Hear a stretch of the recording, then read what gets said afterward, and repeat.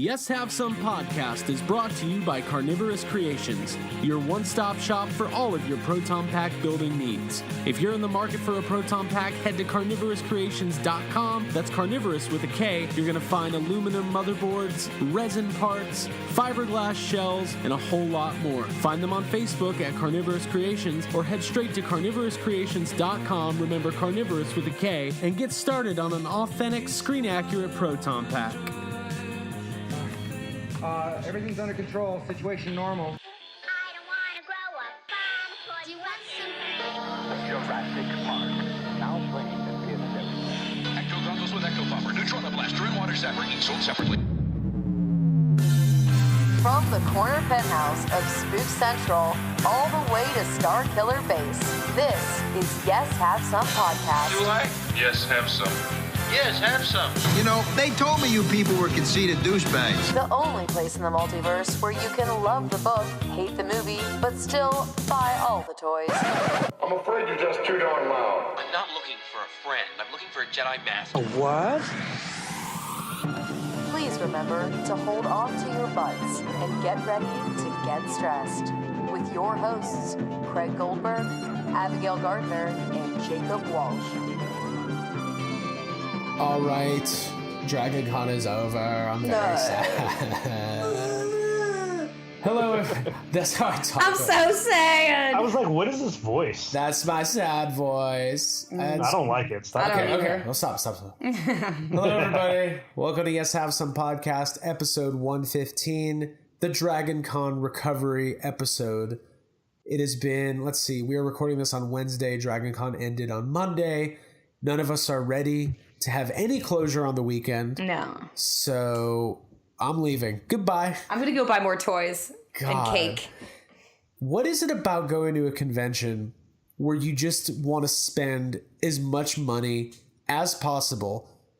Prices don't matter. $6 for a slice of pizza. Oh, that's a good deal. Absolutely. I'm getting two. I'm getting two. That's cheap. Cool. My biggest thing was I ordered a drink Friday night at the PKE Surge Pajama Jam, and I ordered a drink for myself. It was a single drink, and Abby got a Red Bull. I don't know what that means. It had just like one shot of the drink of whiskey. Anyways, what I'm saying is the next night I ordered a double, and it was the exact same price. So I don't know what's going on over there, but I wasn't mad. How's everybody doing? I'm good. What is your current mental headspace? I think I'm suffering from post-con depression. I'm sorry. Like a little bit. I think we all are to a certain extent. It's not quite as severe because this was my 10th year, so I feel like I kind of knew it was coming, but I definitely miss everybody. You knew going into Dragon I knew Con it was going to end at some point because this was, I have so much experience now. Cool. Jake, how are you? You know, it's fine. I'm fine. I'm more like bummed out about the fact that now I'm home and now I got to clean my house. I've been putting it off. My house is a mess. I've basically had like the entire month of whatever last month was. I don't even know. August. I basically had August just off. I went on like 3 trips in a row. My house has become just like a mess of just books that I've bought and prints and clothes everywhere in between, like being home only long enough to pack for the next trip. And now I'm sad because like I don't have a next trip and I got to clean it up. Somebody needs to come plan a new trip for you. Yeah, that way you can you need to keep wake your up. stuff in your You need to get like the fucking. Can they also give me the money though to go on that trip because I'm done. The owl from Harry Potter. What's his name? I almost said Peregrine. No. Hold on. Harry Potter's owl? I'm challenging all of our street cred right now. God. Anyways. Hedwig. He's going to show up at Jake's window tonight with a map to Jake's next trip. And a beak full of money. Yeah, an envelope full of money. It's going to be to work in the morning so I can pay my fucking bills. You're going to be like, I'm going to Hogwarts. No, I'm going to 2 miles from my house. Well, Dragon Con, I would say, was an extremely fun trip, very successful. It's very, I don't know, we've been going, like Abby said, for 10, 11 years, whatever it's been. And it never ceases to amaze me how much fun it is. We see all of our friends, amazing costumes. We plan events throughout the weekend. We were there with Yes Have Some in a more official capacity this year. And I don't know.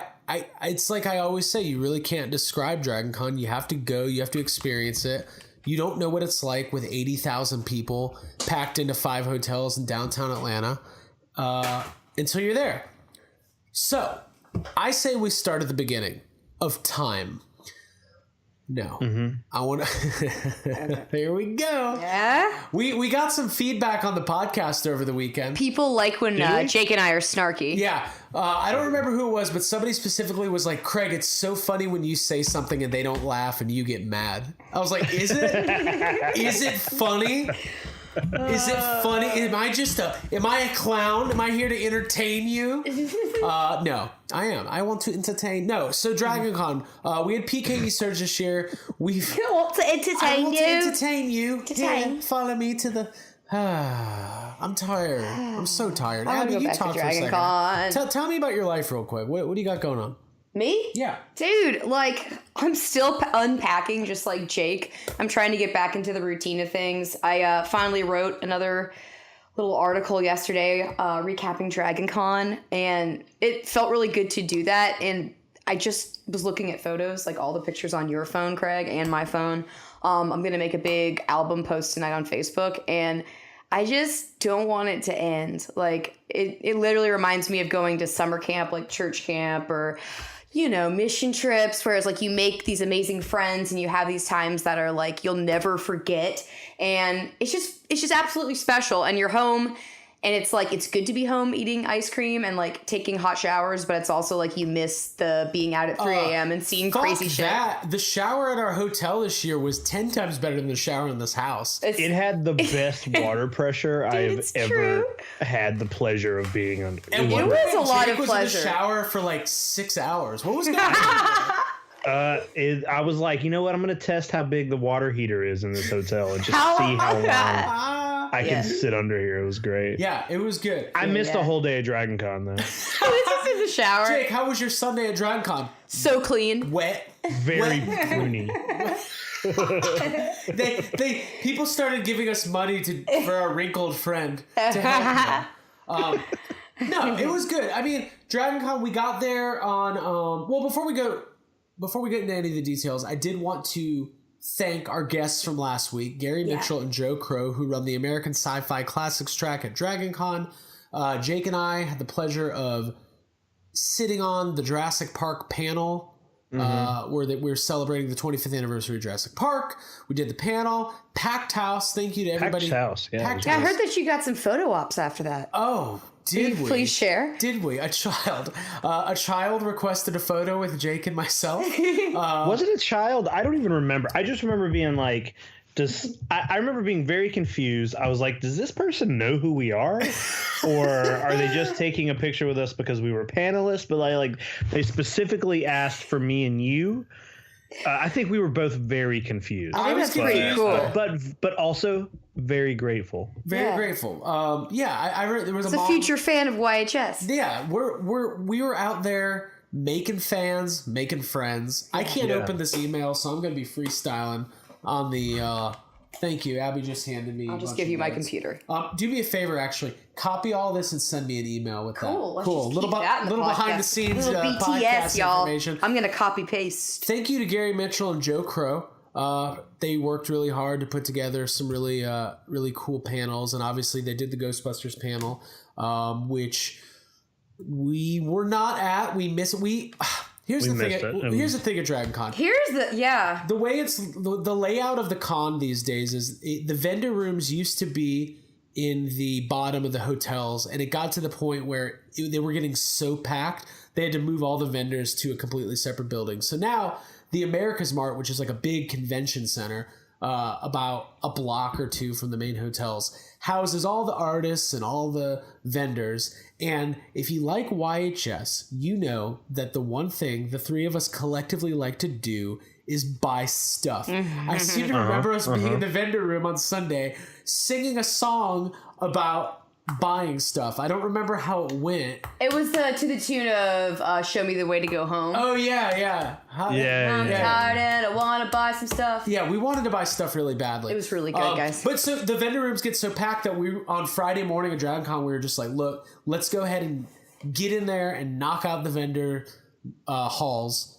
Because we know they're going to be packed. We know it's going to be hard to get in there all weekend. And then, to our surprise, we got in there really quickly. And we spent like 3 hours going to every single vendor and every artist in there. Yeah. The artist alley, like the gallery area, the top floor was like very well organized. I noted that. And like from hearing some of the artists talking, it sounds like it was just a better space for them to be featured. And it was more like, it was easier to walk around, and actually it made you want to buy more stuff because, you know, you weren't crammed in there like a sardine. So I noted that was really nice. And yeah, I thought it was going to be absolute mayhem that first time we went, but it wasn't.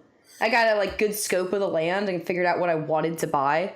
I didn't actually buy everything that I wanted. We got some kind of mad about it. We'll get there. Now, Jake, we've been talking for a long time about how as many vendors and artists there are at DragonCon, we always kind of leave a little bit disappointed.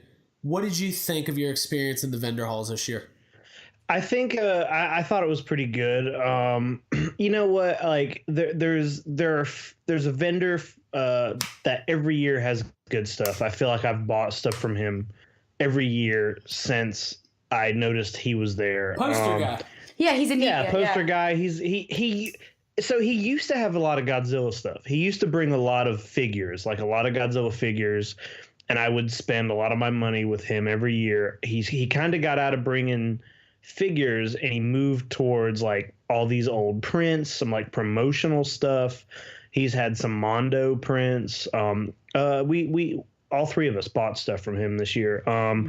I found a couple other vendors that had, you know, some stuff that I was interested in. I mean, I will say like a lot of the vendors are the same vendors every single year. I definitely did spend more money this year and last year than in, you know, the last few years. There was a lot of great stuff in the art room. I bought a lot of prints. I was pretty happy with it. I about got to the point where I was like reaching my spending limit, so it was good. Yeah, I remember I hit my spending limit like at the top floor in the artist gallery. I was like, all right, this is it. Just bought everything. We went way past our spending limit. Yeah. I don't know. Abby's like, we almost hit our spending limit. I was like, we had enough for groceries when we got home last night. So, no. So yeah, the vendor halls were great. The artists were great.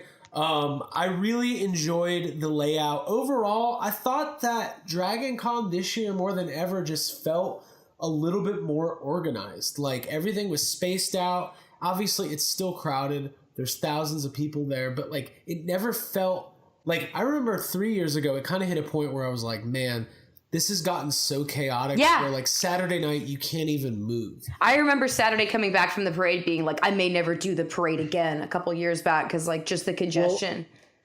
Well, I read a thing today where it said like they didn't have as many people today as they have had before. Not like a huge drop off or anything. But they said, you know, it wasn't as many people, but it was like kind of a comfortable amount. It was still a ridiculously like large amount of people. Yeah, I mean, just not like a record breaker. But they also, I feel like after I've been going to DragonCon, I think this was my 11th, 12th year, something like that. Word. And I feel like this is the first year that everything felt like, oh, they're all of this is right. Like this is where it should be now. Mm-hmm. Like every year it always feels like something is too crowded or something's a little too crazy or lines for certain things are a little too long. And this year I didn't get any of that. Like everything was pretty quick and clean and you know, nothing like usually the vendor rooms are the worst. They're notorious for being too packed full of people, too hard to move around. And Jake, you're just like, usually it's just Jake in the middle of the vendor room telling people to get out of his way. Right. Get out of my fucking way. This year I didn't think it was bad. I was in there 3 times and all the times I was in there it was fine. Yeah. They've really spaced it out. It used to kind of be like the Marriott and the Hyatt have always traditionally been the main two hotels. And then the Hilton was kind of like your third main hotel, but it was a little bit quieter. We always stay at the Hilton. Well, that has completely changed. That shit. It's totally different now. Totally different. Hilton world. The lobby of the Hilton is now like basically an all-night dance party. And last year, the Hilton was Game of Thrones themed, but they knew that YHS was coming this year. Dude, yes. So this year we got Jurassic Park themed Hilton. Dino DJ. There was a Dino DJ. And did you guys know that they had like these drinks. Life-size velociraptors all over the lobby, and I don't have a picture of Not one. them. Every time I saw it, I was like, no. Later. I think I do. I think I got some pictures. God, I meant to. Like, kudos to the Hilton Atlanta for I don't know. We've been staying there for like 5 years, and the staff's always extremely friendly, and everybody's really helpful. They've been putting up with our shit. And not to talk about serious stuff, but like, we live in a really crazy world right now, and there's like scary things that happen with like shootings and stuff. Yeah. And I felt very safe all weekend. Like there was never a time where I felt like, I don't know. I just want to say that. Thank you. What you're saying is they did a good job with peace bonding all the weapons this year. Well, not ours. Not mine. Abby, I think that's like, they look at Abby like, I felt safe because I had a fake weapon on me.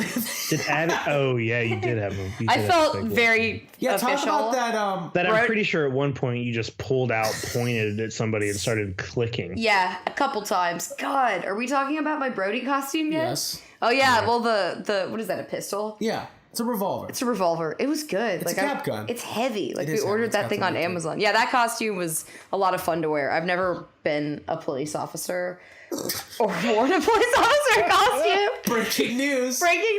All right, now if there's ever a pop quiz about Yes Have Some, then true or false, Abby has been a police officer. Now you know that she has. Abby has interacted with police officers in the past. Wait a minute. What? Didn't you almost join the Air Force? I almost joined the Air Force. I took the ASVAB. Yeah, I was in like the 90th percentile. Yeah, I was like 19, 18. Yeah. Are you glad? Guys, I've lived some what life. happened there? Why didn't you go? I didn't want to. Put everything else aside. I want to hear this story. I wanted to go to shows and hang out with my boyfriend.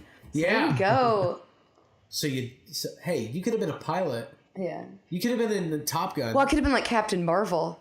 You could have been. I wish that goddamn trailer had dropped. Fun segue. I know we're not going to talk about it, but I'm still mad. Anyway, so yeah, we hit the vendor rooms on the first day. Once we did that, I mean, it turned into like Dragon Con. If you've never been, it's very much like divided into like daytime activities, which are like, well, we never go to the panels we say we're going to go to, but the intention is there. Yeah.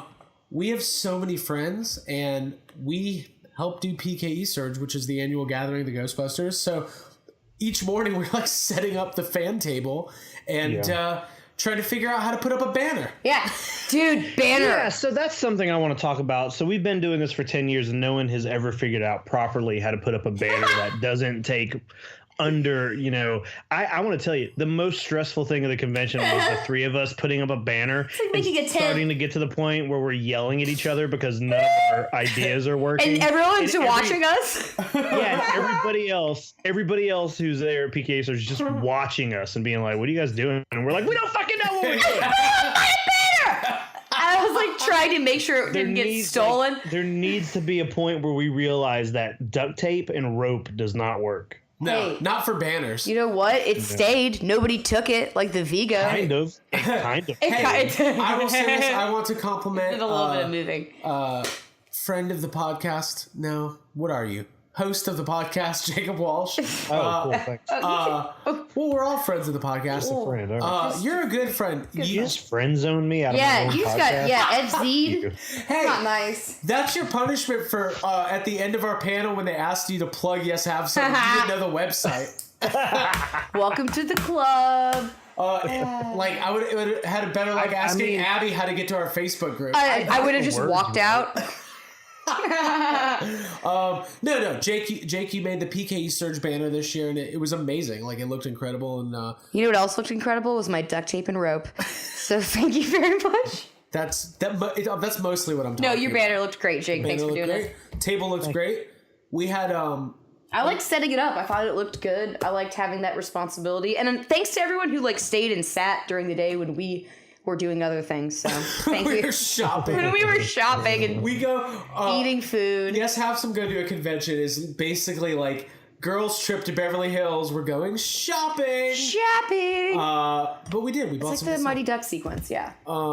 So thank you to everybody for coming out to PKE Surge. Jake, you've been doing PKE Surge longer than us. What did you think about this year? I think this year, not only for just the convention in general, I feel like PKE Surge, everything, I feel like this is the best year. I feel like this was the most fun. I feel like this is the year, like it was the most smoothly ran. I don't know. Everything seemed to just feel good this year. I think PKE Surge, we didn't have, I don't know what our official number was this year. Our number is generally around, I want to say 90 people, maybe on average 90 people. And I think we were kind of close to that. I think we had a smaller amount of ectos in the parade than usual, but that's no big deal. I just feel like everything was good. Like everybody was really nice. Everybody was having a good time. The awards probably went the best that they ever have. Dude, I was very happy with the entire PKE experience this year. I was really I was really happy to be a part of it this year. It was fun. Yeah, I felt the same way. I think that the lunch was like a total blast, and the parade again was like, it was special, and I was able to actually hang out with everybody before the parade. I feel like last year and years past we were kind of busy passing stuff out and organizing things, but this year we were able to actually be around everybody, which is special because you kind of get to bond before you're out walking during the parade. And I mean, the parade didn't disappoint at all. I know we had a few less ectos than we have in the past, but I mean, the crowd's still there. What I liked about the parade this year, and I know we're kind of jumping all around, but that's fine because it's our podcast. We do what we want. And if you don't like it, there's there's the door. There's other podcasts. There's the door. Jake, show them the door. There's the door, but please leave a 5-star review. But also keep listening. And, Would you say? Patreon. Yeah. Before you go out that door, don't forget. iTunes reviews really help us out, and we love you, and we love your family. Patreon and everything. No. So what I was gonna say was, Thanks, bye. We had some really good, new, unique costumes in the parade this year for Ghostbusters. My personal favorite, and the one that every time I post it, whether it's been on Yes Have Some's Facebook page or my personal, our Instagram, or kind of blew up on the Ghostbusters subreddit last night, was Mr. Ron Daniels as Tombstone Tackle, maybe my favorite Ghostbusters action figure of all time. It was great, yeah. Possibly my favorite Ghostbusters costume of all time. Yeah. You want to talk about somebody who was like, you know how like the best costumes are the like, hey, that guy looks like Kevin Bacon, so his Kevin Bacon costume is perfect. Or great example. First of all, yeah, it was from the Kevin Bacon movie that we all love. But yeah, I know what you mean. Like when it looks just like the thing. Like when I did my Janine, not Screamin' Janine, but like with the Ghost Grabber. Fright feature. Yeah, I love action figure based costumes. Yeah. And when the person like also looks like the thing that they're doing. Right, it's very cool. Well, there was a guy who was like Mork from Mork and Mindy at DragonCon this year, and he looked just like Robin Williams, so it helps. Yeah. What I'm saying is Ron Daniels did a really good Tombstone Tackle costume. And then, of course, we finally got to see in person all the guys from New Hampshire. Yeah. Longtime members of the cool. Ghostbusters community. Matt Burkett, Johnny Ruckus, Jack Dowd, and Adam Marish, who did the real Ghostbusters packs. Always showing everybody up with their cool packs. They killed it. I mean, they're amazing. And then the pictures with them and Ron looked really good. So it was really cool to see some new stuff.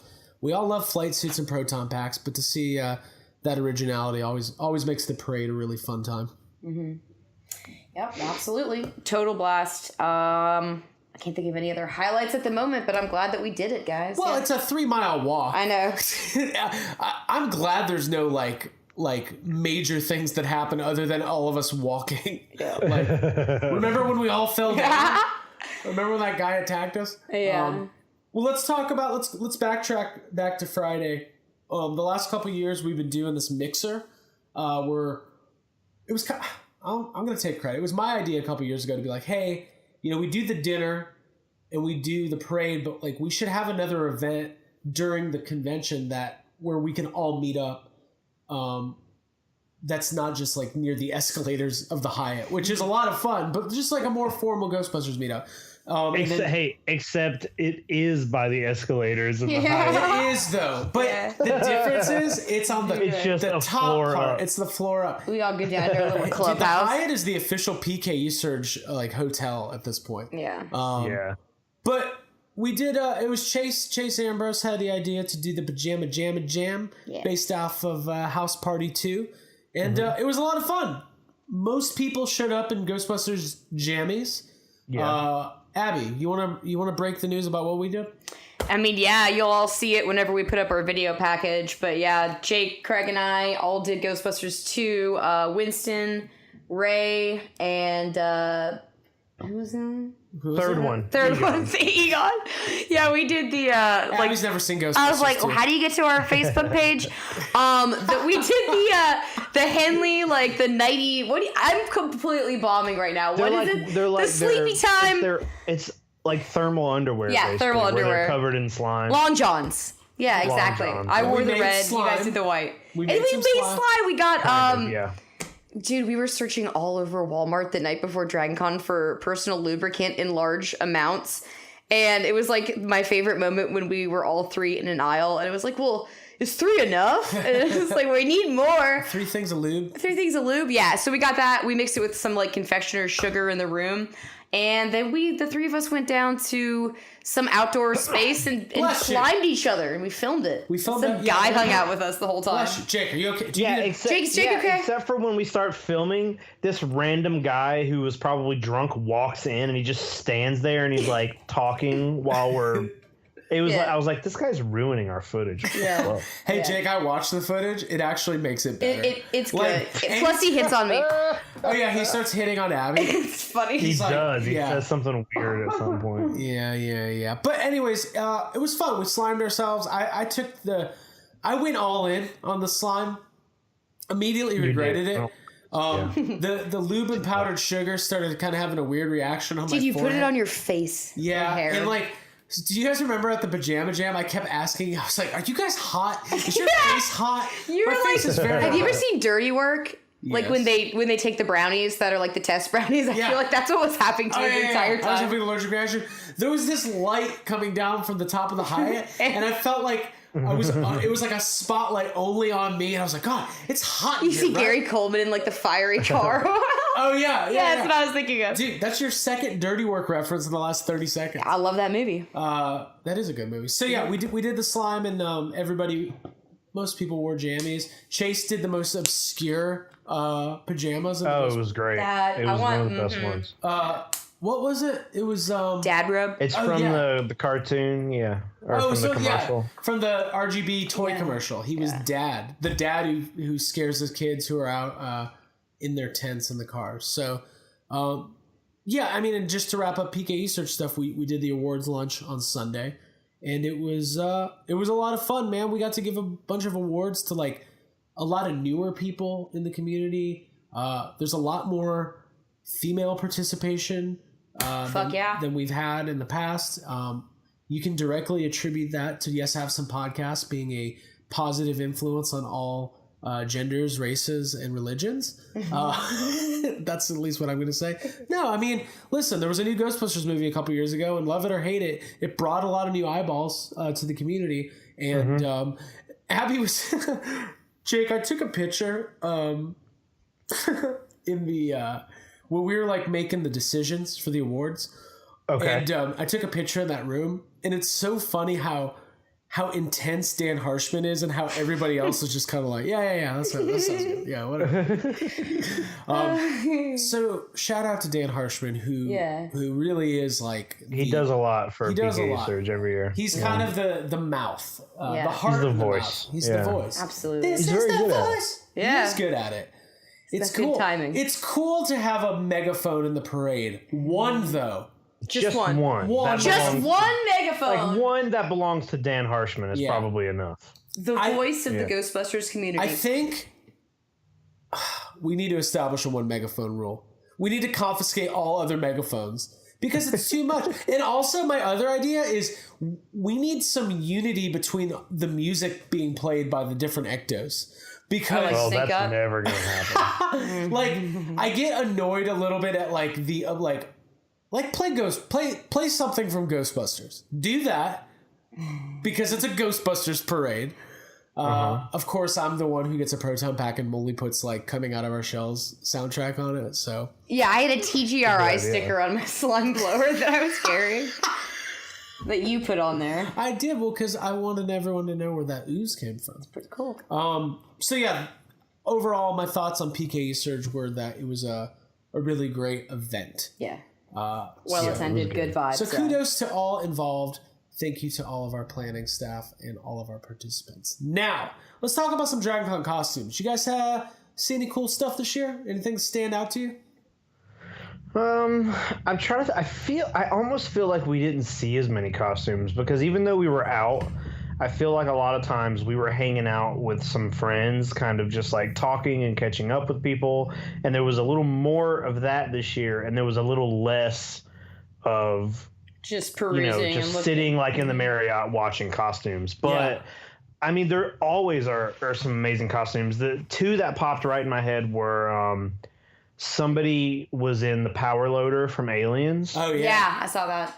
That was really cool. There was also a group of guys going around doing the choreography and the song from Robin Hood Men in Tights. Yep. Yeah, that was nice. Yeah. So like that's amazing. Yeah, I haven't seen that before. I always love seeing stuff. Me either. Yeah. Oh, I love that one. Can we talk about? So the three of us did. Jake, you've been doing your Quint costume from Jaws for the last couple of years. Yeah. It is a showstopper. Everybody loves it. And the fact that you carry around a sign on a chalkboard that says "Bring back the Jaws ride," like the way people react to that. Yeah. People love that sign. There's several facets to why people love that. A, Jake kind of looks like Robert Shaw when he does the whole thing. B, people love Jaws. Like their reaction to it is like a deep connection. And then C, everybody wants that ride like to come back. So it's like there's only two reactions. People either go, "Yeah, they need to bring it back," or some people have to go, "Oh, that's not going to happen." Like they're taking it seriously. I want to say that there's a third reaction where some people are like, "Oh, they got rid of the Jaws ride?" Yeah. There was one person who was like, "What? When did they get rid of the Jaws ride?" And I was like, kind of offended. And I was like, Fake fan. Like 7 years ago. You don't even like Jaws. Oh, God. Yeah, I mean, they do need to bring it back, but it's an amazing costume. And so we did our Jaws group this year. I was Hooper, Abby was Brody. And, like, going into it, like, we know Jake's is great, but I was kind of doing it as, like, oh, this is easy and it'll be casual and I've got a beard and I mildly look like Richard Dreyfuss from 1975 or whatever it was. And Abby loves doing male characters. Yeah. And carrying guns. So I was like, well, it'll be fun. But what I didn't realize is once the three of us went out, like people were into it. Like people, it's good. People really liked it. And then there was this one lady, Abby, you had it down in her notes. You can probably tell the story better than I can. And I mean, she like stopped us we're in the middle. Well, set it up. You tell it in the Marriott. You tell it. No, Jake, tell it. Somebody thanked us for being original and unique and for doing... Well, okay. So she takes our picture. We're in the middle of the Marriott. It's very crowded. And then we start moving on. And then she like follows us and stops us and goes... she was drunk, obviously, which is good. She's partied. She's having a good time. But she goes on to explain to us why our costumes are good. And then she starts kind of dissing other costumes. She's like, I've seen Deadpool. I've seen Batman. But this... Yeah. And then in my head, I'm like, we're not the first people to do these three costumes. No, not at all. Not at all. But it was great. It was great. So I really enjoyed. I got a little hot wearing a denim jacket, a sweatshirt, and a wool or like a woven hat. Little warm. And that was the day where like, what was that? Saturday night? We didn't eat lunch till like 2 a.m. Like, it was a late. Yeah. That was a really busy day. It was a late night. I did 3 costumes that day. 3 costumes. Mm-hmm. Abby, tell us about my costume. Tell us about the Zoya. Zoya. I never got my Russian accent down. Fine. I meant to practice, but I did get the costume finished before wearing it out, so that was good. Yeah, and major shout out to my friend Julia for helping me with my makeup with that costume, and to my friend Catherine who paid for a photo op with Ric Flair, which was awesome. So thanks to her and the photo op. Craig, you participated in that as well, and I have posted the photo. I'm sure most people have seen it who are listening to this. But yeah, that was a special moment. I love the show Glow. I screwed up the photo op. You did. That's what I was getting to. We had to do it twice. Yeah. Craig closed his eyes for the photo op. Such an idiot. And I was like initially, that was really stressful because I was like, we got the photo. I was pleased with whatever I did for that first pose. And I was like, good, it's done. It's over. Let's get it. Then the lady comes back and taps us on the shoulder and taps you specifically, Craig, and was like, we're going to need to do that again. You had your eyes closed. So we went right back in and I struck the same pose. And Ric Flair said the same thing that he said when he first saw us. He's like, hey, kids. He's like, hey, kids. And then he put his hands on my shoulders and we took another photo, which turned out fantastic. And yeah, I mean, the whole thing is stressful. It was actually a little bit less stressful than certainly the Froggy photo ops that we've been a part of. But other photo ops, I felt like, it was pretty well organized. The staff was really nice. Epic and photos. Sting was in there, too, in the little photo space while we got the Ric Flair photo op. And he was like, he just kind of sat and watched us. It seemed like he was a little bit sad. To clarify, he wasn't a part. Sting. Not the singer. Sting the wrestler. The Sting, he was singing the Enya song. I Yeah. see the rain. No, he wasn't. Sting the wrestler was in that photo op. In full makeup, which made me want the goddamn photo op, too. So I was like, bro, he got all dressed up. Jump on it. I was telling Jake, in 8th grade, I dressed as Sting for Halloween. And I did my own makeup. I want to see a picture. Do you have a picture? Oh, wow. I bet it was great. We got a picture of that? I want to see. Guys, it wasn't. And I didn't have a long black trench coat, so I just wore... so Sting wears like full black with a long black trench coat. I was wearing a Sting t-shirt over blue jeans with a black leather jacket, a terrible black wig, and horribly applied makeup. Did you even shop for those items, or were they found items in your house? They were probably found items. See, I was about those custom costumes. You remember when you were a kid? Here's a weird thing. When you were a kid, like if you didn't have like a cool store-bought costume, like you were lame. Like, oh, your mom made your costume. What are you, poor? Now it's like, oh, you bought your costume. Now that's better. That's better. Same thing with cable TV. Like when you were a kid, having cable was a status thing. And now it's like, oh, you have cable? What are you, trash? What are you, poor? Yeah. Like, why? Yeah. I have cable. I can't let go. Anyways, I walked around my neighborhood. And I just walked around the neighborhood. I didn't collect any candies from any of the people. Didn't knock on any doors. I just would walk up to... God, this is so You're creepy. being a heel? No, I was just being a creepazoid. Mm-hmm. I would just walk up to like families walking around with their kids and point my bat at them and stare at them. Oh, cool. Yeah. And then walk away. I'm surprised I didn't get put on some sort of watch list. Like they didn't have a lockdown at the school. Their parents said, don't talk to him. They knew about the stinger. I was mysterious. So to say the least, or the most, I didn't get any candy, and I probably upset some children. And that was my Sting story. I think you should do that costume again this year. I can't. What if I would have went to the Sting panel and told that story? Like, that would have been great. You know, sometimes people who ask questions at panels do and say weird things. Like shouldn't ask questions at panels. Jake knows. Like you maybe will explain something in detail, and then their very next question is what you just talked about. Thing.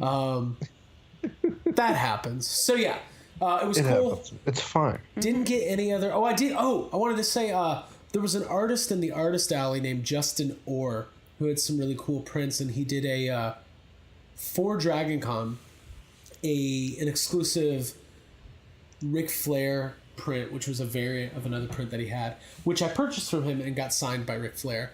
And something happened where he was supposed to give, there's 75 of these. He was supposed to give them all to Ric Flair's promoter, and they were going to be available to be signed at the table, and he was going to like split the profits.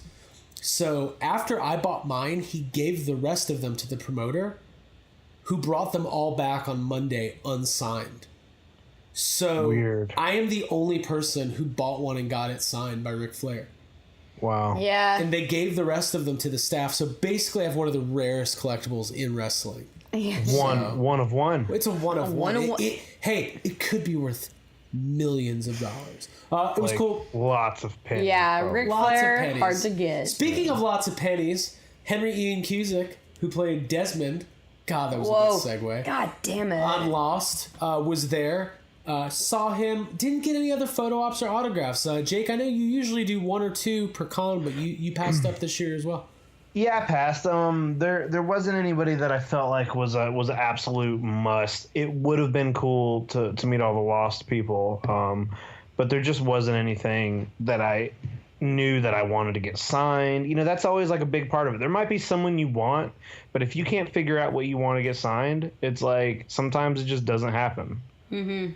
So, yeah. It's a common stress for us when it comes to going to conventions. Listen, going to Dragon Con's already, it's an expensive undertaking once you factor in food and hotel and all of that. And so you kind of have to be a little bit picky when it comes to autographs and photo ops. So Ric Flair is somebody who I've wanted to meet for a long time. And you guys know, anybody who listens to YHS knows I've been talking about my wrestling collection that I've wanted to start. Because wrestling's kind of a big part of my life. And you had a wrestling collection, I've had wrestling collections in the past, and I would have been at Starcast, the big wrestling podcast convention up in Chicago this weekend, last weekend, if it wasn't for Dragon Con, because cousin of the podcast, relative of the cast, cousin of the cast, Taylor Williamson, was one of the roasties. Or the roasters for the roast of Bruce Pritchard. So anybody who listens to YHS, you're probably familiar, if you're a wrestling fan, are probably familiar with Something to Wrestle With, which is Bruce Pritchard's podcast and all of that. So we should have Taylor on to come talk about his experience, because he's got some stories. Cool. Let's put it out there. Yeah. They're not for me to share, but if he wants to come on and share them, then he can. Cool.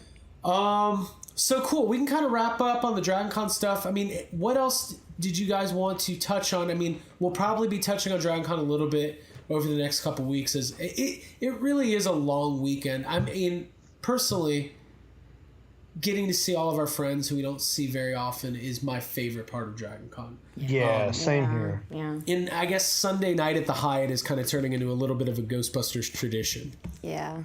It is, yeah. It is becoming a tradition. It's becoming a tradition for one of our friends.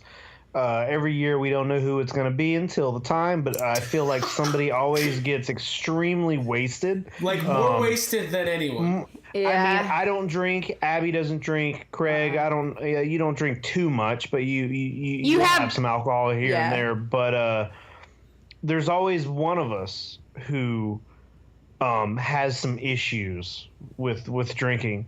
And but the thing is that it's never like scary. It's never like, people. It's always kind of fun to be around. It's always a fun thing, and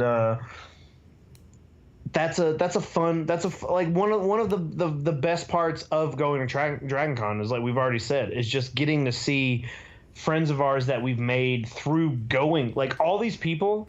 Yeah. Like some of my best friends that I have now, I met from going to, like, the first few years I went to Dragon Con, I didn't know anybody. I knew the one person I was going with.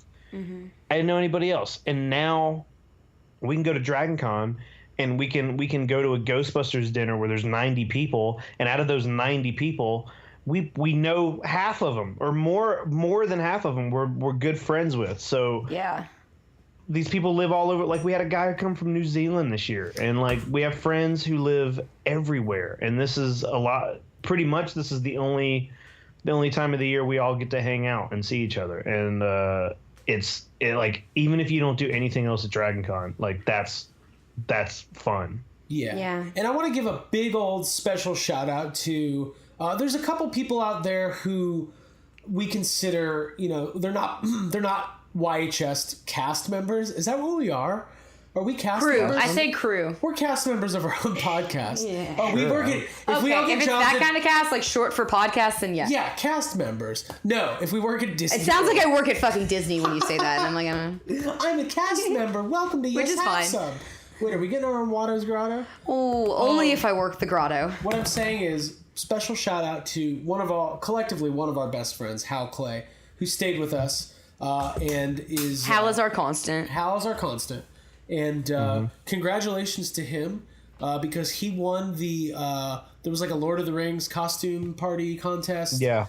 And he won. And Abby almost broke his helmet. I felt so bad. I put my backpack down on like whatever thing his helmet was resting on, and it immediately fell. And I was like, he was dressed as Turin? Is that it? Yeah, the Children of Huron. Like the guy on the cover of the book is Children of Huron. Yeah. That guy. And he you won. know him. And we didn't break anything. So, Yeah. But it's always good spending some time with Hal. He's a very relaxing guy. He brought his Gremlins puppet, which is kind of the hit of the. My favorite thing about his Gremlins puppet is that like having it out with him all night, it becomes like a child that he passes on to other people who have to like hold him. It's like the cutest. It's my favorite thing. Caring for the gremlin. So as we wrap up talking about Dragon Con here, do we have any ideas for next year as far as like new costumes? Because that's the one thing that always happens. Like once you're there, you start your mind starts. Once you're there and it's a Jurassic World themed hotel you're staying at, you're like, why didn't I fucking bring any Jurassic Park costumes? So yeah, there's that. I want to do maybe like a really good Ellie for next year, and also more Padme stuff because I'm into it now. Jake, you wore your X-Wing gear this year, which made me want it. I did, yeah. I wore it. Also, another thanks to Hal Clay because I haven't completed my X-Wing costume yet, so a lot of that was his. He was nice enough to bring it. Yeah, that's the first time I ever got to do that. First time in a very long time I wore a Star Wars costume, and it was great. Like that's a besides being a little warm, that's a pretty comfortable costume. But I'll finish that up, and I might bring that again next year. I'll tell you, like as soon as I got home from Dragon Con, I was like, I jumped right onto the old internet, and I was like, I'm making a slime blower for next year. I'm making it accurate. I'm bringing a slime. We had no slime blowers this year. Already, I like wearing my GB2 outfit more than my GB1. And I was like, well, what the fuck? I need a slime blower. I started like looking at the plans, finding tanks, and then I'm like, okay, these are not cheap, but not at all. But it can be done. It can be done. It doesn't look like it's very complicated. It's just, 3 giant aluminum cylinders. They're fucking not cheap at all. So, but that's my costume that I say I'm gonna do and probably won't do for next year. We all have one. Yeah. Yeah, that's it. So my biggest hurdle this year was I realized I didn't have a new, like you guys busted out new stuff on Sunday night. Like Abby was wearing her complete Padme costume. You had your... Which, by the way, I need to give a shout out to Hal. Thanks again for giving me that because I wouldn't have it without him. Hal, for those of you listening and don't know Hal, he doesn't run a costume shop. He's a benefactor. Yeah, he's the YHS benefactor. He's a godfather.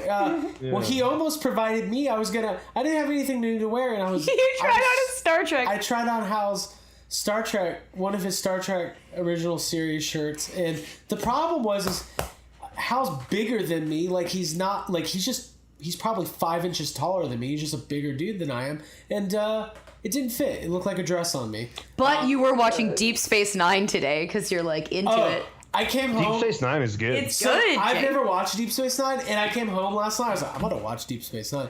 So started that, and yeah, it is good. Yeah, it's good. I was reading an article that was saying maybe the best of the Star Trek shows, but I don't know.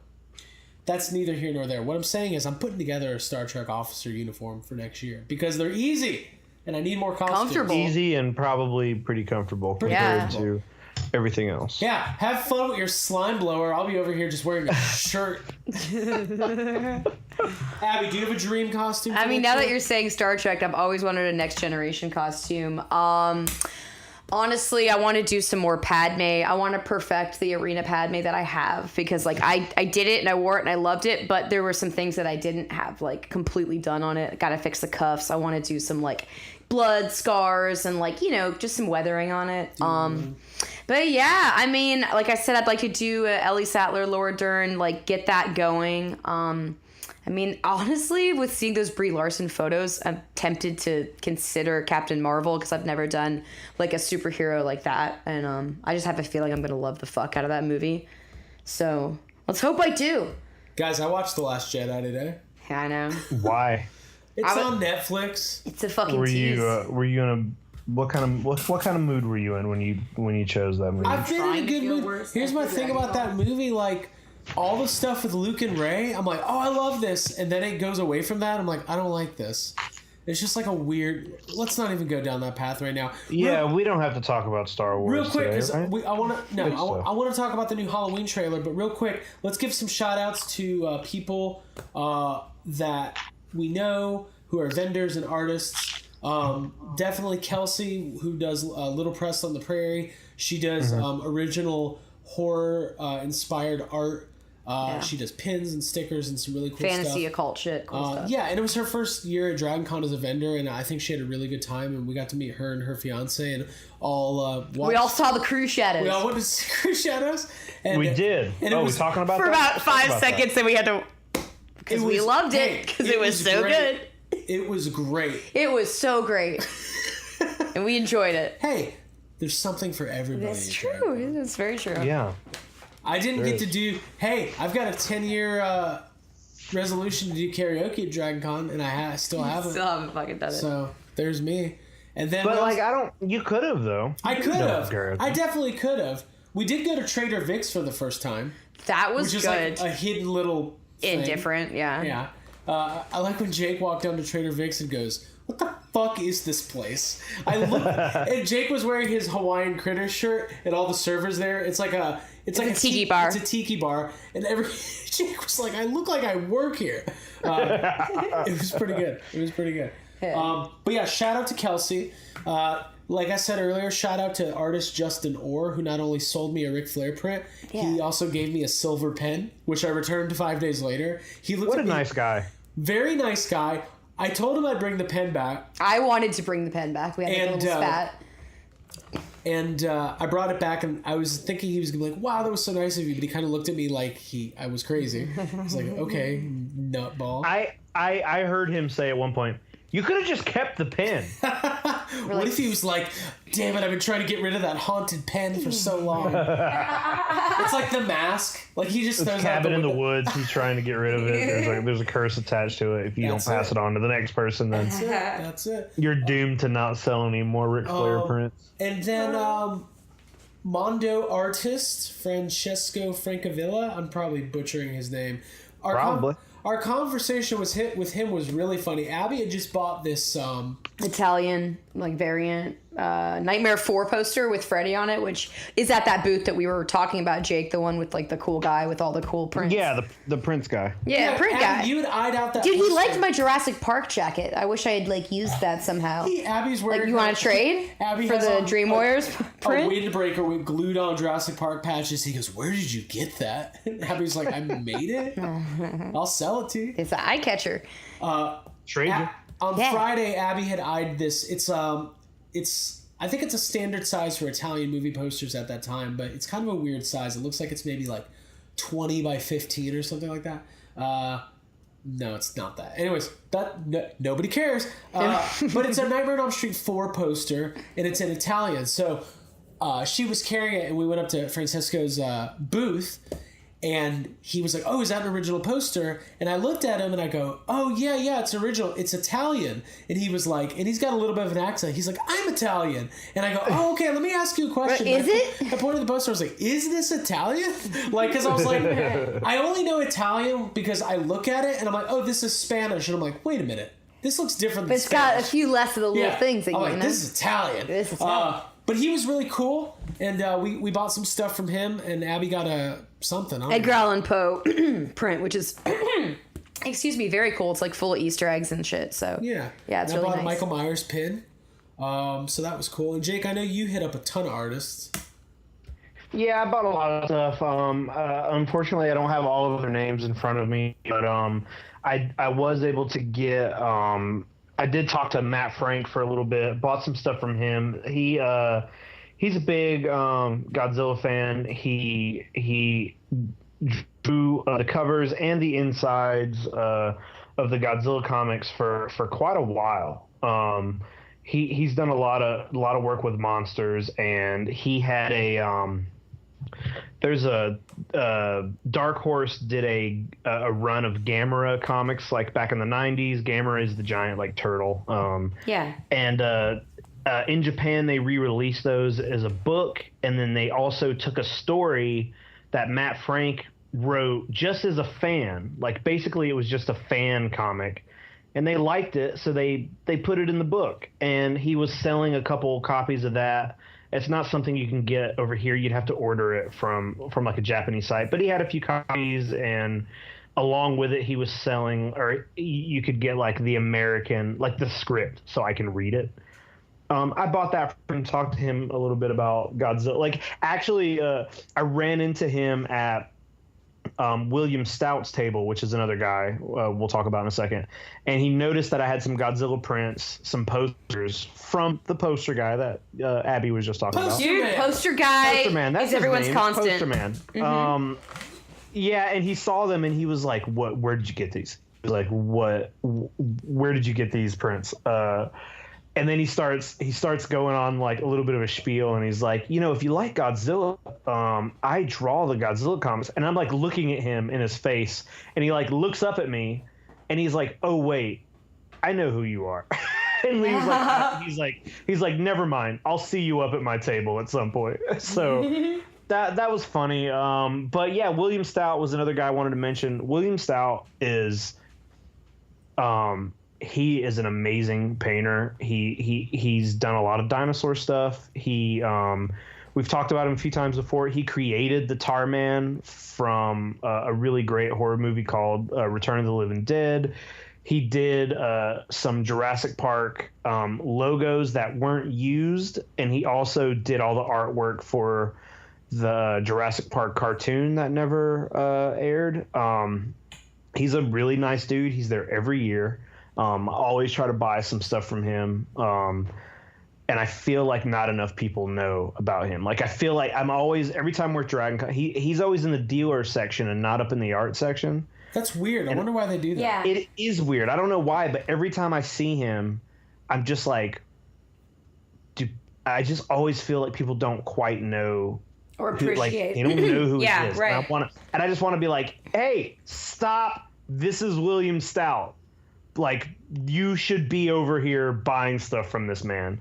He's amazing. He's a very great artist. I have some original artwork by him hanging in my living room. He's amazing. Yeah, my favorite thing is he had on his table he had like a mixture of Jake knows where I'm going.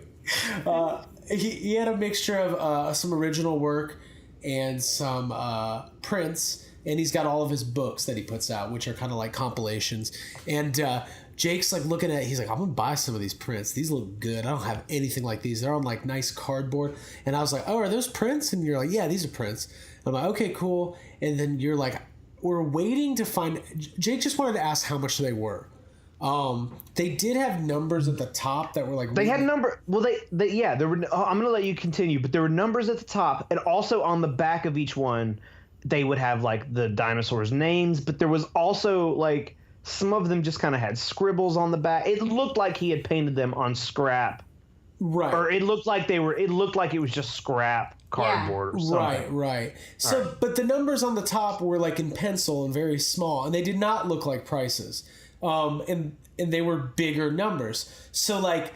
We're waiting, and there's this guy getting like 5 books signed, which is fine, but he was getting a custom dinosaur drawing in every one, so it was taking a while.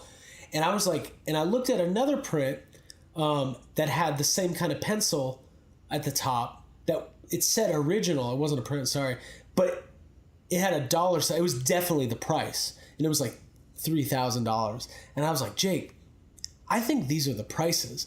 And once you start, it's kind of that thing like. you don't think of these like until it dawns on you that these are the prices. You realize you're like, oh, I'm holding a $3,000 Dude, yes, piece of art. That happened when we were looking at an original. Was it A New Hope or Empire Strikes Back thing that was signed by Harrison Ford? And when I saw it, I was like, whoa, this is nice. I had that feeling of like, oh, I've discovered something. And then we asked the guy, he's like, oh yeah, that's Harrison Ford. That's $300. I was like, oh. So Jake's like, I was like, I think these are the prices. And then finally Jake was like, I think you're right. And then Jake's like, are these originals? He's like, yeah. And then it's like, okay, I'm putting this down because we're just because like at first I'm surprised that he has those just out like that. Yeah, I didn't think they were originals. I didn't think those were prices because some of the numbers were very odd. Usually when you price something, it's like a rounded number. It's like $200 or $2,000. Some of the numbers on this were like $3,426. You know what I mean? It was a very specific. That's why I was like, I don't think these are prices.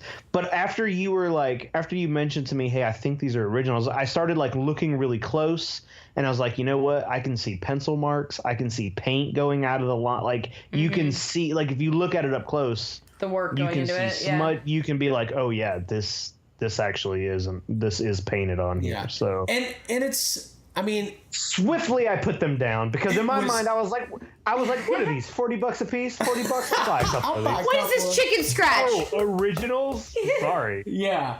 Okay. Yeah. Didn't realize I was handling a couple Picassos here. No, it was cool though. It's great. I would love to be able to own one of those. Maybe one day. Maybe one day. I want to get him on the show to talk about that he Jurassic just seems Park like cartoon. A cool, laid back dude. Like and he is. Yeah, I want to try to get him on the show. I don't have everybody's name of all the other artwork I got. Maybe we can make a little list of all the vendors or all the artists we bought from, and maybe post them up with this episode or something. But there is one other artist I want to mention really quick. We were just walking through the art room and happened to see some dinosaur stuff, like among a bunch of stuff that wasn't dinosaur stuff. And I recognized it immediately because being a big dinosaur fan, there are some Velociraptor, or I don't want to say Velociraptor, just raptor in general, the family of raptors that exist. Some figures that came out pretty recently. I'm pretty sure we've talked about them before, by Creative Beast Studios. They're all scientifically accurate raptors. There's a ton of them, but I noticed someone had a print of some of the artwork from the boxes. Her name was Sarah Richard, and she did the artwork for them. Like she did some of their artwork that they use on their boxes and some promotional stuff. So she had some prints, and I don't know, like I was super happy to see that. So I got some dinosaur artwork as well this weekend. Nice, dude. Heck yeah. Very cool, very cool. Cool, yeah. Shout-outs are good, man. Shout-outs are good. Yeah, shout-out to my girl Becca from Paper Bones, too. She does, like, cute little, like, female empowerment, like, kind of like Jurassic Park-themed pins and buttons and stickers and stuff. I got a Clever Girl pin from her, and I just like her shit. She's from Atlanta, so check her shit out. Check her shit out. So what we're saying is, DragonCon was great. Would you turn it off? I'm doing it. Sorry. Would you turn it off? It's all my DragonCon friends. Hey, I'm not going to give any context, but Hal just sent a message that said leg sores. So, oh, cool. We'll move on to the next thing. DragonCon was a great success. Shout out to all the vendors. Shout out to all the volunteers. Yes. Shout out to Gary and Joe. We're going to have them back on to do a recap. Big shout out to the DragonCon media relations team, and for everybody involved. Thank you for the wonderful weekend, because it's definitely the thing I look forward to the most every year. But in between DragonCon this year and next year, we've got a lot of fun stuff coming up. So it's gonna be good. Yeah. It's gonna be real good. Yeah, cool. I'm ready. So now, before we go, there was a trailer that came out today. The second trailer for Halloween. The new Halloween coming out in just a couple of weeks. And I wanted to talk about it real quick because now that DragonCon's over, we're going to be getting into our favorite month of the year, October. We're going to be talking about horror movies, and we're going to be catching up. I have so many horror movies that I need to catch up on. Are you guys ready for this? Yeah. I need to see Hereditary. I need to see the original Suspiria. Is that what it's called? Yeah. Yeah. I need to see the remake. I've never saw The Witch. I've never seen Mrs. Doubtfire. JK, love it. Not a horror movie. Well, maybe to some people. But yeah, so it's my favorite time of year. I love all these movies, and like we did last year, we're going to be covering. We're gonna pick different horror series, and cover them in depth. Which means that usually means Abby like takes a day off work. She's like, I watched 6 Chucky movies today. Yeah, you guys have already seen all of them, and I have to like spend the day. But I like it. I'm looking forward to that. Then hopefully we'll make it back down to Halloween Horror Nights this year at Universal. Fuck yeah. They got a Stranger Things house. They got a Halloween 4 house. They got a Chucky Scare Zone. I'm into it. I'm into it. I want to go. Oh. God. We're going. Dude, I think I want to do a really good Chucky costume next year for Dragon Con. I just decided. Real quick. If any of our listeners happen to work for Universal Studios Florida, hit us up. Hit us up. Hook us up. Who do we know? I mean, hit us up. Hook us up. Hook us up. Hit us up. We'll hang out. We'll get lunch. Yeah. Snacks. Cool. Let's talk about Halloween. This is the second trailer. Here's my first problem with this movie. I hate that it's called Halloween. Give it a different name. It's like Ghostbusters. The same thing happened with Yeah. The difference is... Wait, what would you call it? Halloween 12. I don't know. Like, I think it's a little bit confusing because it's a direct sequel to the original. So it's just weird that the first one's called Halloween and then the next one's called Halloween. Like, but you can't... You're not... I don't think you're making any sense here. Okay, talk to me. Aren't they, like... But they're always called the same... There are like 12 other Halloween movies, and they're all called Halloween. And it's the same with like Nightmare on Elm Street or Friday the 13th. They're not. No, they're numbered. Like this movie's just called Halloween. Like I wanted to. Don't you think if they numbered it, it would be more confusing, seeing as how there's already like 12 of them, and we're ignoring half of them? They should give it a subtitle or something. Is what I'm saying. Like Halloween, the one that ignores all of them except the first one. Yeah, yes. Halloween selective amnesia. Perfect. Halloween. Oh wait, I like that. Thank one. you. Secret sequel. Halloween. We're all old now. What happened again? Did you real quick before we talk about this? Did you guys see the rumor that was posted that's been going around about this new Ryan Reynolds movie? No. Ryan Reynolds is signed up to film a big budget movie with Michael Bay, like in the Tunisian desert or something for Netflix. Okay. The only thing, Netflix. it's Weird. a direct-to-Netflix movie. It's like the biggest budget Netflix movie ever. The only thing known about it is the title, and the title is like, I don't even know, it's got the number 6 in it or something. But the rumor broke today that it's actually a live-action Thundercats movie. What? Weird. Okay. I hope it's true. I really do. It's probably not. All right, let's talk about Halloween. Second trailer came out. Like we said, this is serving as a direct sequel to the original, effectively ignoring everything that happened after the first Halloween, including Laurie being Michael's sister, the return of Michael Myers, Halloween H2O, all of that stuff. So we all watched the trailer. Jake, what'd you think? You know, I think there's nothing like... So I think this trailer was better than the last trailer. So do I. There's nothing about either one of these trailers that makes me go like, holy shit, this is gonna be fucking amazing. It just looks like a Halloween movie, but that is fine. Like I'm sure it doesn't look like it's reinventing anything. It doesn't look like it's gonna be, you know, the best movie ever made, but also it does look like it's kind of getting back to what Halloween originally was. It looks fun. We're getting to see Laurie Strode again. There's a couple Easter eggs in the trailer that are really fun. There's like a Halloween 3 Easter egg. Whenever he walks into the house and grabs that kitchen knife, like that's kind of almost like a same scene from I think Halloween 2. Like there's a lot of stuff in there that, you know, that looks good.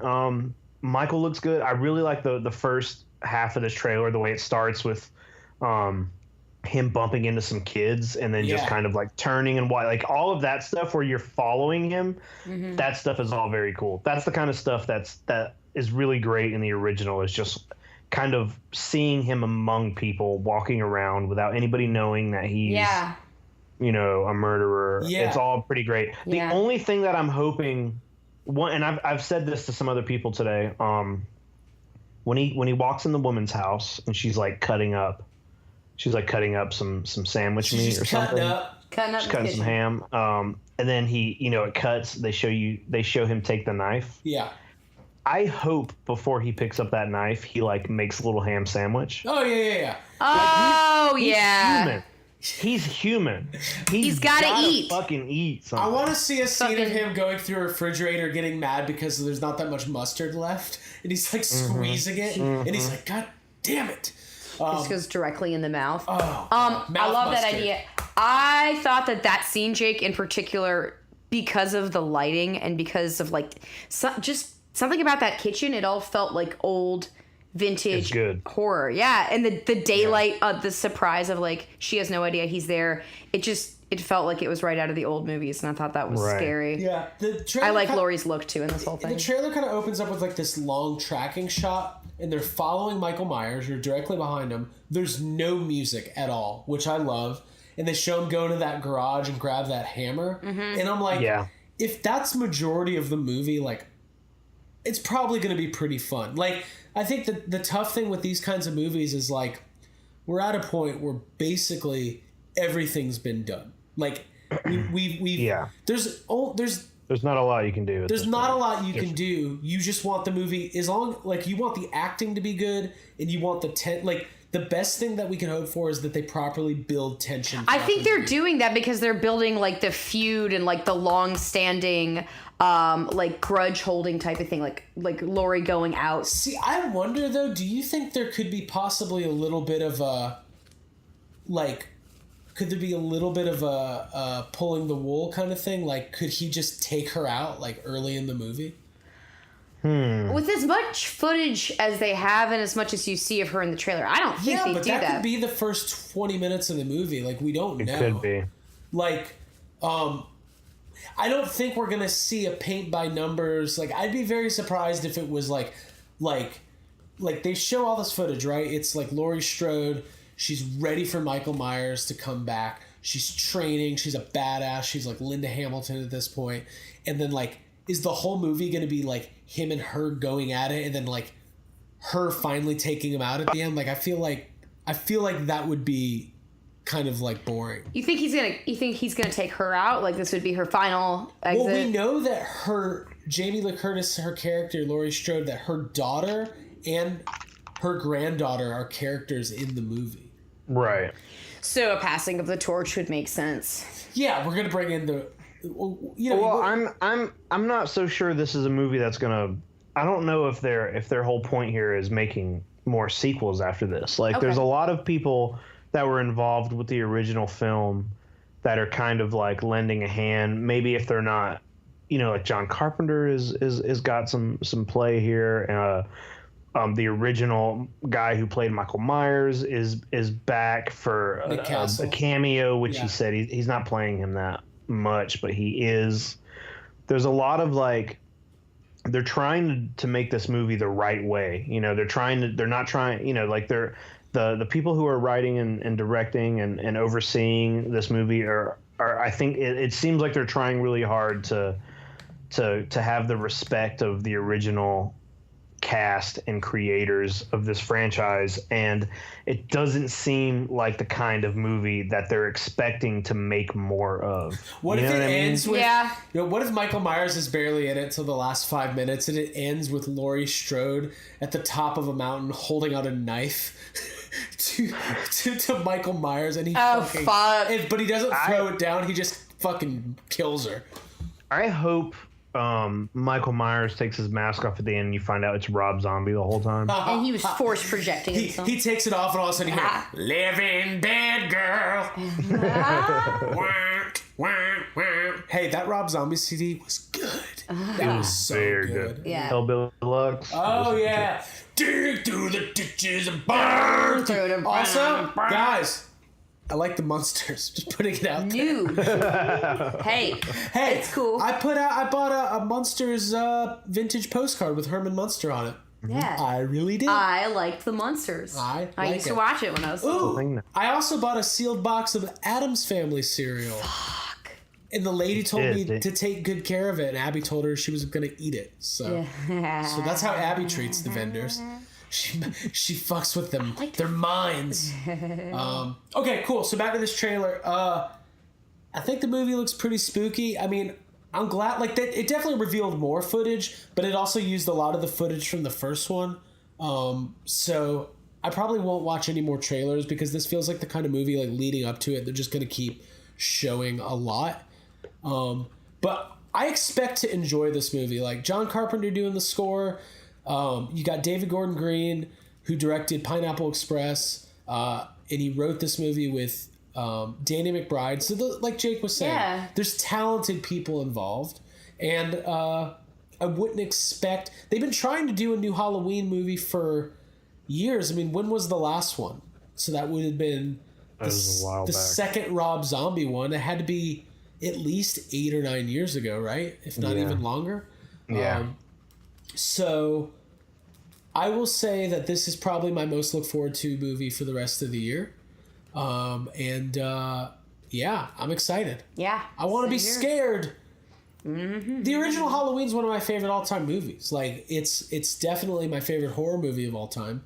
And listen, we're gonna see a lot of, like, the whole we're gonna ignore some movies, and this is gonna be a direct sequel to the original. Like, I'm trying to think of examples where they've done that already, but this is not, like, we're gonna start seeing this.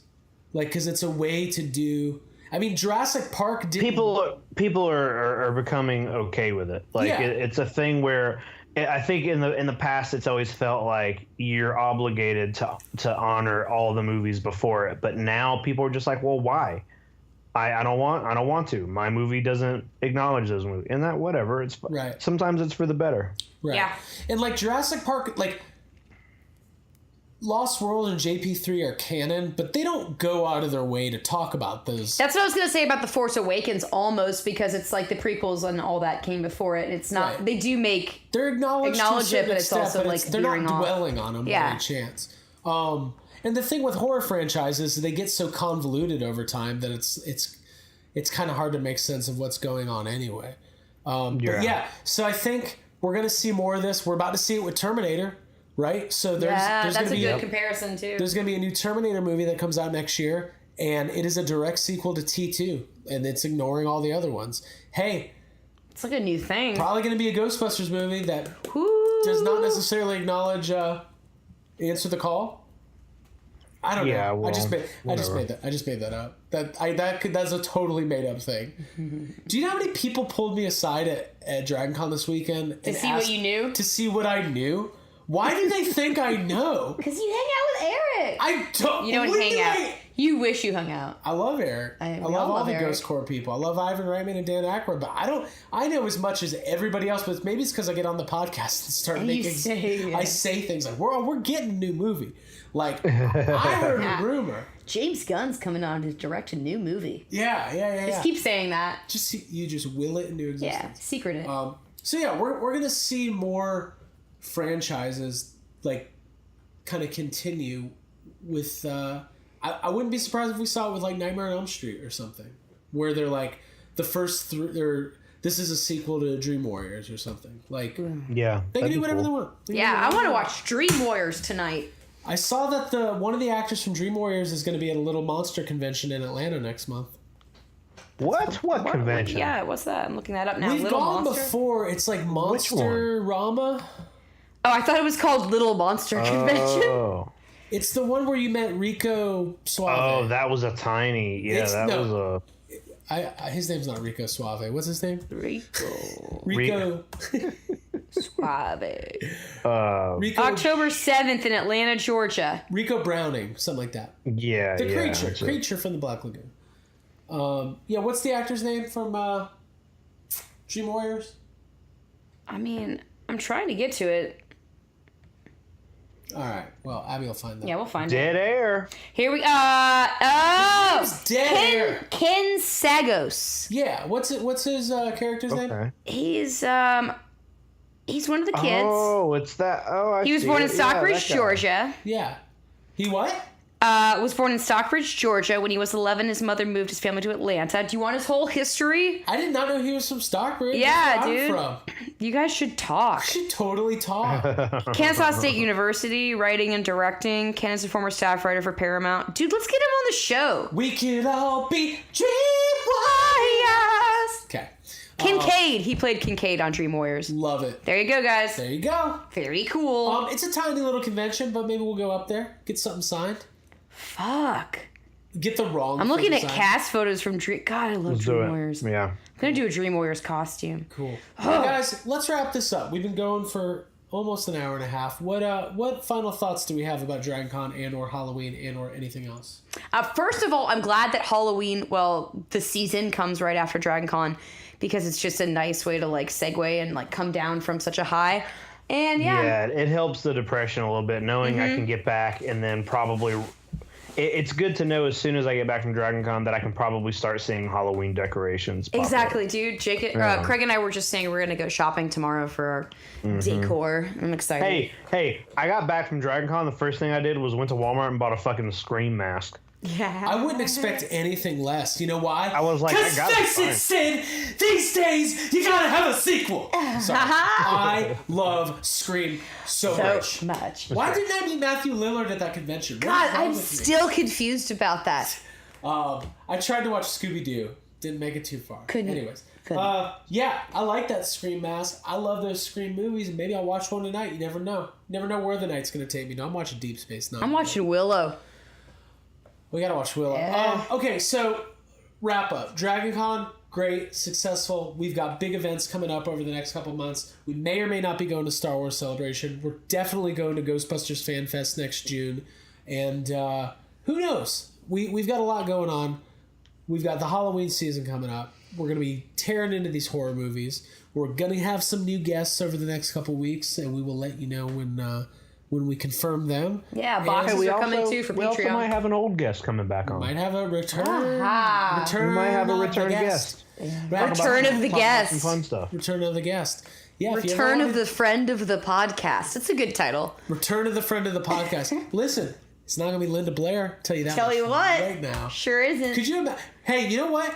If we did have Linda Blair on, it would be the easiest thing ever. Because I would go, ladies and gentlemen, Yes Have Some Podcast presents Linda Blair. I'd hit record and I would just walk away. She would talk for 2 hours straight. I wouldn't have to do a damn thing.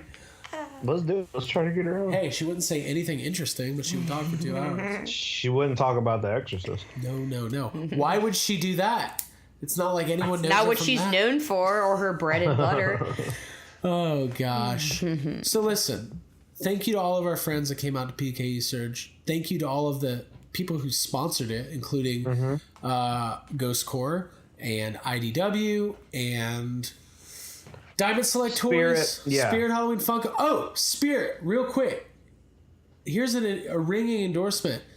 The Spirit Trap and the PKE meter, for that matter, for these prices, these are worthwhile investments. They're very great, yeah. I mean, I was talking to our friend Austin yesterday, and I was showing him some video of the PKE meter, and he was like, wait a minute, it's electronic? Like, it's pretty good for $35. Like, you can't get a Mattel PKE meter for less than $250 or $300 anymore, so it's definitely a good alternative. It's an option.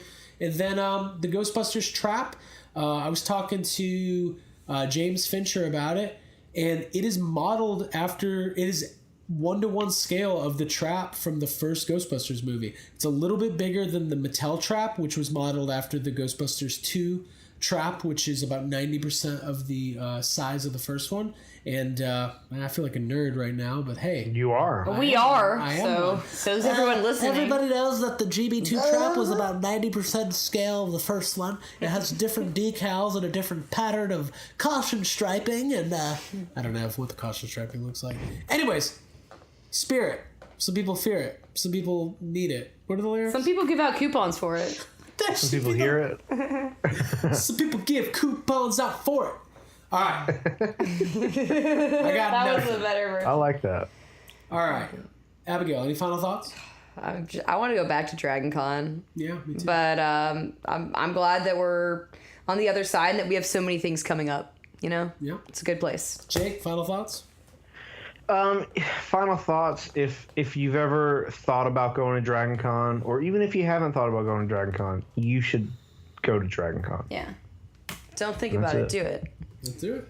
Let's do it. It's quite an experience. Well, you can find Yes Have Some podcast on whatever podcast app that you use, whether it's iTunes or Android or Downcast or any of those.